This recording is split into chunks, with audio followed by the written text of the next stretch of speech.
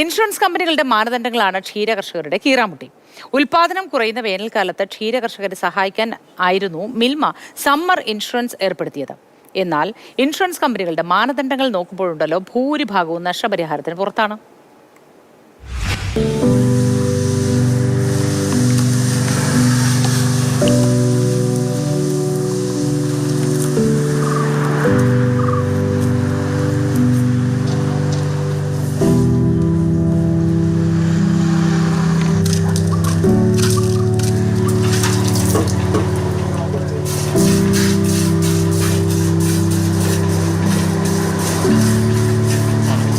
ഈ ചൂടായ കാരണം പശുവിന് പാല് കുറവാണ്.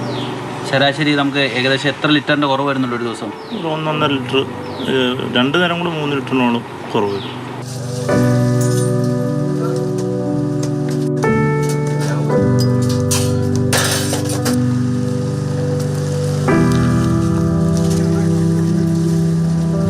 രാവിലെ 7, 6, 7 കൊടുക്കുന്ന അതാണ് തിന്ന് 5, 4 ഉള്ളു.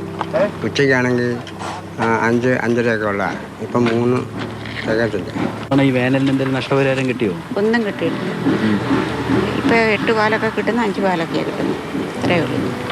ഭയങ്കര ചൂട് കൊണ്ട് ഭയങ്കര കുറവാണ് പാല് കൊടുക്കുന്നത്.